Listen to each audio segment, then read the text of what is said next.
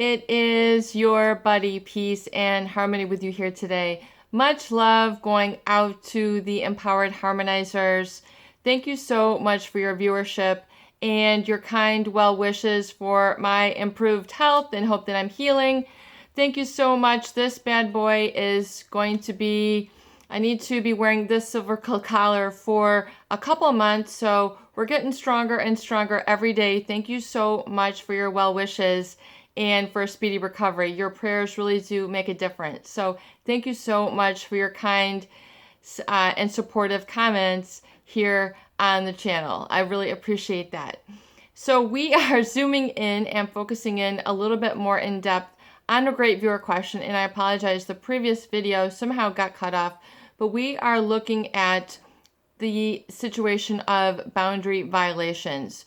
When someone has made transgressions or taken advantage of your vulnerability, your good qualities, your kind nature, your desire to connect and relate to others. Someone who is exploiting this for their benefit, but has a pre-calculated and premeditated way of hurting you or exploiting you, deceiving you, and leaving you with empty hands basically after the relationship progresses on through these stages in a psychopathic relationship. Now, when we talk about boundaries and we talk about what that means, it's an energetic boundary. It's something where your energy, your time, your attention, your focus, your truth is respected. It is something that is acknowledged when you say no, or that's not right, or these things are what I hold dear, and these are part of who you are and what you define yourself by. When these are transgressed and violated or trespassed against, basically it is a way that a psychopath will know these, suss these out right away, and being able to render you unable to maintain and enforce your own boundaries, which basically means they begin to go for the breakdown, the physical breakdown, the psychological breakdown, the emotional breakdown, making you feel like you don't stand for anything, or your balance for your day-to-day activities are thrown out of balance.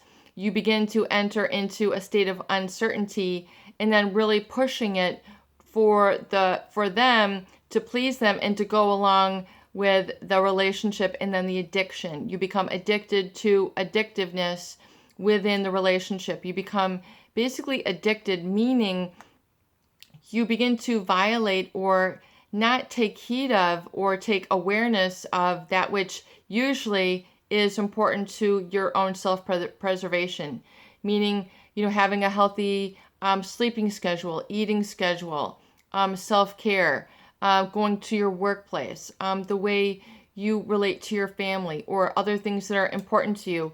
These things begin to get brushed aside when you become in a close relationship with this type of individual who is lacking in a conscience, meaning that they do not have an adherence to neurologically hardwired, the way that their brains are wired and the way the axons and the neurons work together and activate specific areas of the brain.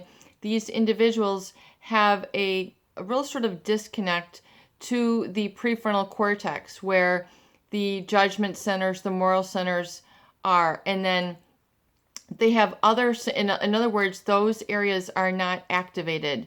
And then otherwise, then they have a very keen sensitivity to what is a neurotransmitter, or what is released in the brain chemistry called dopamine, which is your reward chemical. So dopamine, when you feel good about something, pleasure, your dopamine is going to be released. Now, these individuals have a greater sensitivity to dopamine release. So when they get this dopamine release, they are all in. I mean, they can be very energetic or very passionate or very physical when they have this dopamine, and then also a high presence of testosterone, that can be that male hormone, which gives them that aggressiveness and then further reduces the experience of empathy.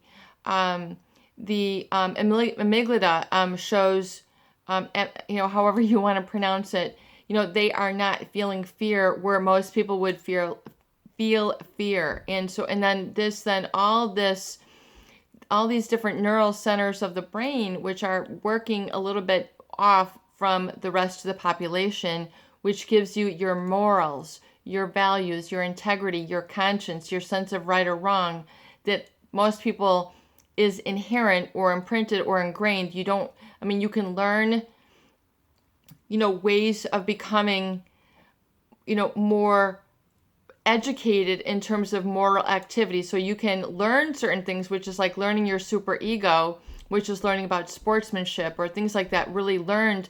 But really your conscience is inherent. In other words, if someone is sick, you want to help. If your kids are starving, you want to feed them. If there's something needs to be done at your job, you feel a commitment to do it. It's your job. It's part of your conscience. In other words, if you were to let it go, you would feel a remorse or regret, or you'd want to go back and take care of it. So those are experiences or feelings of conscience. Now, these individuals do not feel such. And so this creates a whole new dynamic when they look at a situation, event, life in general. They look at life completely differently. And for them, life, people, money, objects are for the taking. They do not get stimulated by the usual things that people get stimulated. They don't tune into things, movie, musics, families, etc. They don't have that sort of interest or connection with others. They just have a desire for power and for what is known as the win, the psychopathic win. In other words, if they want something, they are going to get it, whatever it is that might be. So it might be money, it might be a job, it might be a title, it might be a sexual conquest, it might be to see others in pain, it might be to pull one over on people. And so this is what becomes the fabric of their life. This is what becomes what they go for.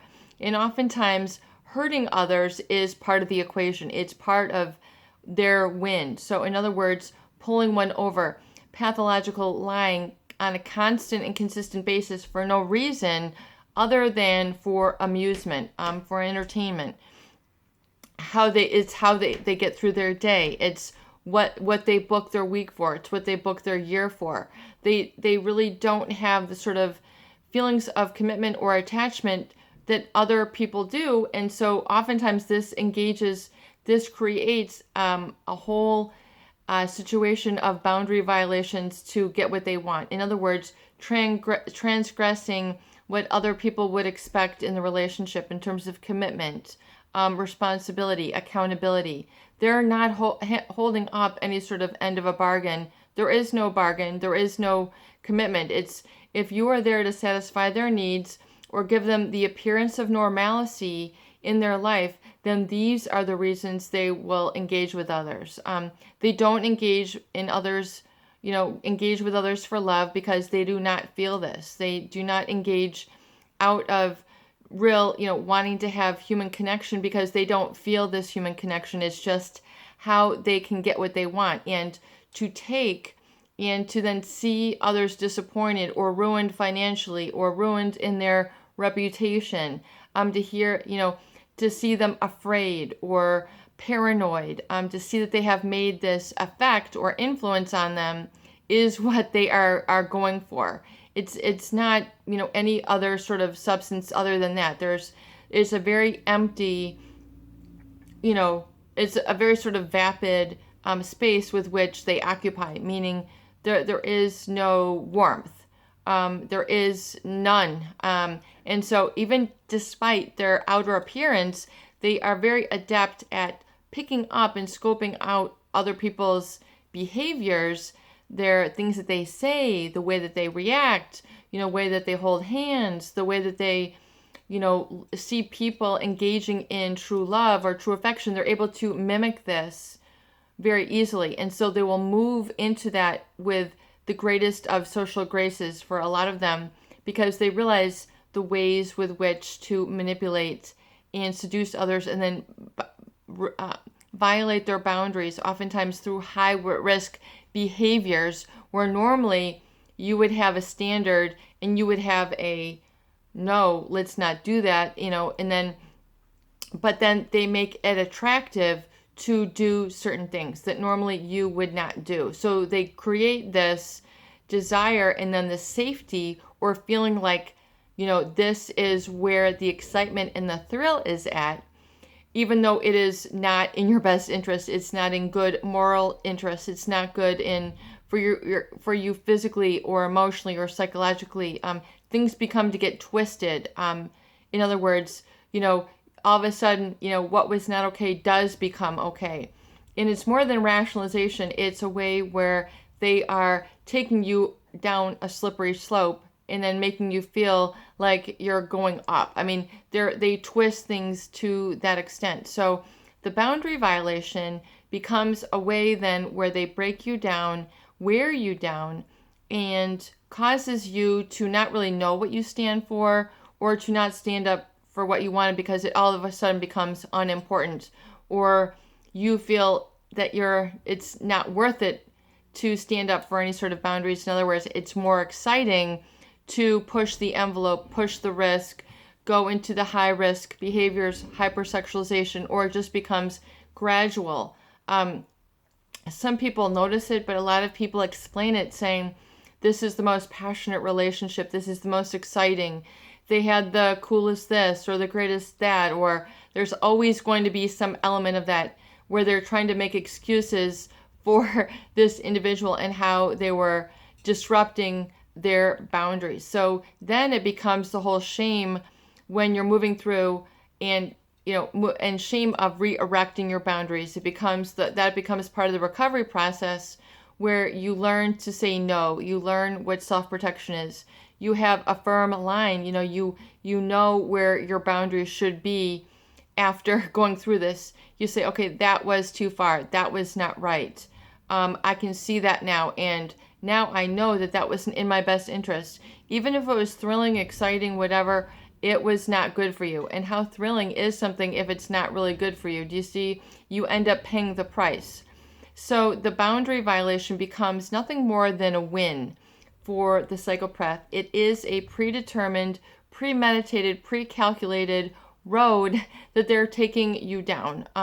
Have no doubt, have no shadow of a doubt that what you exposed in them was there all along, and that they were mimicking and just trying to give you what you wanted or tell you what you wanted to hear to keep you going, and then see how low you could lower your boundaries and keep on keeping on with them. So that becomes part of the self-forgiveness and going, wow, this was allowed to happen, and no more am I ever going to allow this to happen again. I am now establishing my boundaries, and I know where they are, and I know when they're being violated, and I know that I can maintain and enforce them. That is my right. That is my civil duty to myself. And anyone who does this, it shows you more a flaw of their character versus a flaw of your own. So if you felt embarrassed, regretting, you felt, that you had made a great error of judgment, or you lost a lot of time, you lost your innocence, you lost your reputation, you have all these, sort of regrets or feeling of emptiness or anxiety or depression, or just, sheer terror that you had become so dissembled from your values, so apart from your values, and you're wondering if you're ever going to regain these again. Yes, you will. Just realize that it was a matter of a flaw of this person, and you are not the crazy one.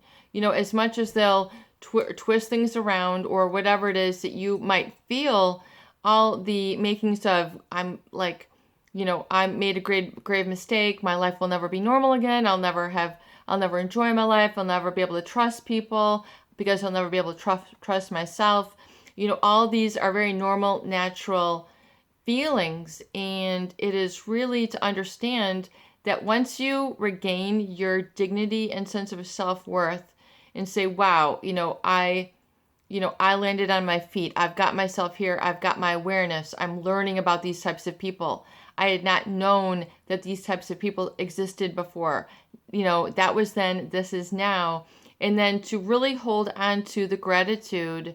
And then really it's, you can only know yourself and you can only have boundaries when you feel that you are a person of value and you have personal self-worth. So if you don't feel you have self-worth, you're not going to have any boundaries. You're just a walking mat. You can just allow anything to happen to you because, well, it doesn't matter. I don't really matter anyway. And I can just, get walked over. I can get sabotaged. I can get scapegoated. I can get lied to.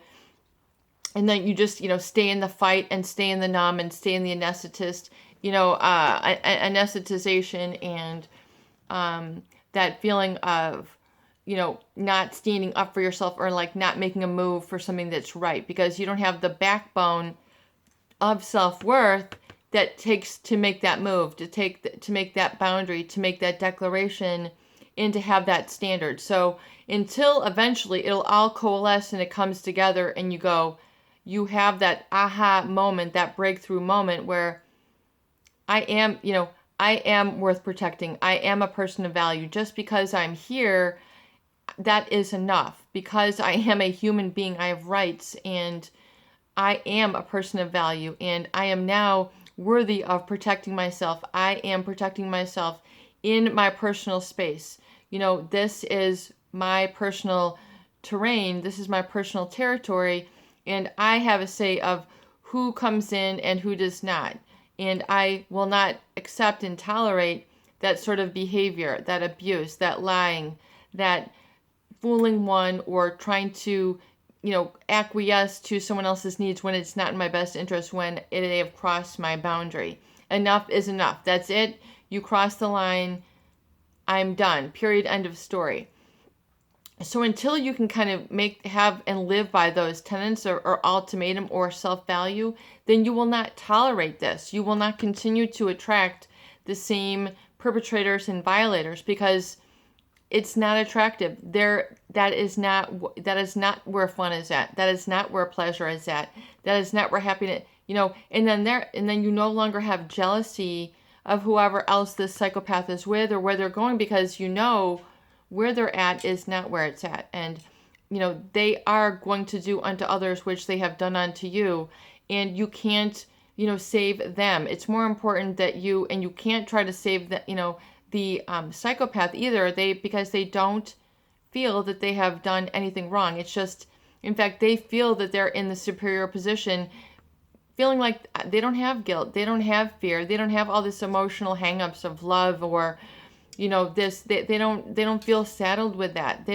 In fact, they really think other people are the quote unquote inferior to them because they have all these emotions. So, they don't ever see that they've done anything wrong. They really truly don't. Even if they have hurt, maimed, destroyed, to them it's just the win. It's just, that's all they see. And you can't cause them to see anything more. You can't have closure with them.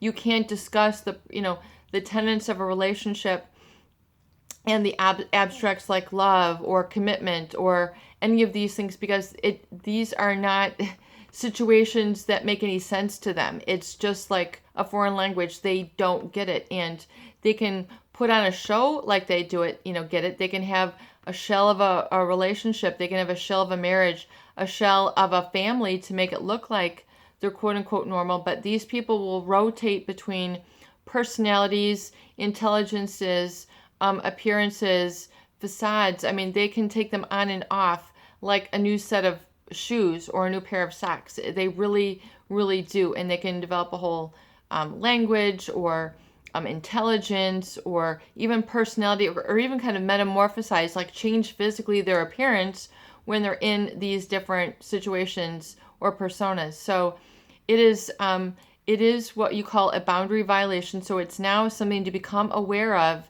and established and become conscious of and maintain and enforce these in relationships, but within your life as well. When things are getting out of balance, begin to become aware of how you over obligate or overdo or overwork or anything in too much, it's too taxing on you. Become aware, begin to say, okay, that is my boundary. I am now going to wrap it up. I'm going to only work this much. I'm only going to do a certain amount. Begin to know and embrace your limitations, because that oftentimes is what is exploited by the psychopath is, this endlessness, or, the fact that they have so much energy, and, can hypersexualize or high risk that it seems like, you're trying to keep up with them, or that's what, that should be your yardstick for trying to keep up with. Remove that yardstick that was falsely implanted by this entity to make you violate your boundaries, so that you would basically abandon those in order to pacify them and give them the win that they were looking for. Don't give them the win. There is no win. There's only gaining of yourself and your self-respect after this type of violating relationship. It is your buddy, Peace and Harmony, with you here today, and I hope that these videos do help. Please share and please subscribe for more great tools, videos, discussion, and support.